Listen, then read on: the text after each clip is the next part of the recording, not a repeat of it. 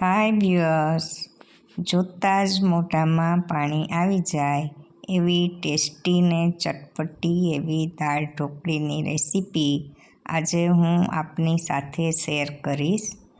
તો તમે જોઈ શકો છો કે એક ઢોકળી ખૂબ જ સરસ એકદમ છૂટી છૂટી ને મસ્ત મજાની બની રહી છે અને સરસ મજાનો ચટપટો સ્વાદ.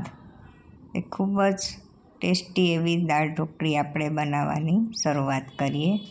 સૌ પ્રથમ અહીં મેં 1 વાટકી જેટલી તુવેર દાળ લીધી છે. તેને આપણે 2 વખત પાણી નાખી અને સરસ રીતે ધોઈ લેશું.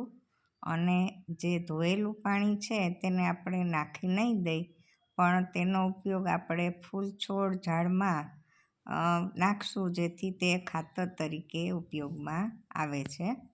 તો આ રીતે થોડા મેં અડધી વાટકી જેટલા મગફળીના દાણા પણ લીધા છે. તેને પણ હું સરસ રીતે ધોઈ લઈશ અને પછી દાળની સાથે જ બાફવા માટે મૂકી દઈશ. તો આ રીતે દાળ ધોવાઈ ગઈ છે અને હવે અંદર આપણે 1 ગ્લાસ જેટલું પાણી ઉમેરશું અને 3 થી 4 સીટી આપણે વગાડી લેશું, જેથી દાળ છે એ સરસ મજાની ચડી જાય. તો અહીં મેં પાણી ઉમેર્યું છે. ત્યાર પછી આપણે મગફળીના દાણા પણ ધોઈને એની સાથે જ ઉમેરી દેવાના છે. તો આ રીતે બંને ઉમેરી અને જરૂર મુજબ મીઠું ઉમેરશું અને ઢાંકણ ઢાંકી અને 3 થી 4 સીટી વાગે ત્યાં સુધી આપણે દાળને ચડવા દેશું. હવે આપણે ઢોકળી માટે લોટ બાંધીશું, જેમાં વધારે પ્રમાણમાં હું ચણાનો લોટ વાપરું છું, જેથી 2 કે 3 ચમચા જેટલો ચણાનો લોટ લીધો છે. અને જરૂર મુજબ મસાલા, મીઠું, હળદર, ચટણી અને 1 ચમચી જેટલો મેં રોટલીનો લોટ પણ ઉમેર્યો છે. અને થોડું ચમચી જેટલું તેલ ઉમેરી અને સરસ બધું મિક્સ કરી અને આપણે લોટ બાંધી લેશું. તો આ રીતે વધારે પ્રમાણમાં અહીં મેં ચણાનો લોટ, એટલે કે પ્રોટીનથી ભરપૂર દાળ અને ચણાનો લોટ બંને પ્રોટીનનો સ્ત્રોત છે. તો એક ફૂલ મીલ ડીશ અને અંદર મેં મગફળીના દાણા પણ ઉમેર્યા છે, જેથી ખાવામાં એનો ક્રન્ચી ટેસ્ટ ખૂબ જ સરસ આવે છે. તો અહીં આપણો લોટ છે એ બંધાઈ ગયો છે અને એના નાના નાના મેં 4 લુવા કરી લીધા છે. તો એમાંથી આપણે એકદમ પતલી પતલી ઢોકળી બનાવવા માટે રોટલી વણીશું. તો આ રીતે ખૂબ જ પાતળી પાતળી મેં 4 રોટલી છે એ વણી લીધી છે. ત્યાર પછી આપણે તેને મનપસંદ શેપમાં કાપીશું. તમે ઈચ્છો તો ચોરસ કટકા કરી શકો છો, તમે ઈચ્છો તો શક્કરપારાના શેપમાં કરી શકો છો. તમે નાની કે મોટી, તમે જેવા ઈચ્છતા હો એ પ્રમાણે તેના આપણે કાપા કરી લેશું. અને જ્યારે દાળ ઉકળશે ત્યારે તેમાં આપણે એક રોટલીના કટકા કરી અને તેમાં ઉમેરશું. આ રીતે 4 રોટલી છે એ મેં વણી લીધી. એને આપણે પાટલા ઉપર પોળી કરી દેશું. વિડીયો ગમ્યો હોય તો લાઈક, શેર ને સબસ્ક્રાઈબ કરજો.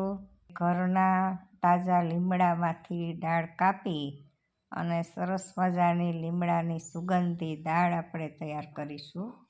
તો અહીંયા દાળ બફાઈ ગઈ છે.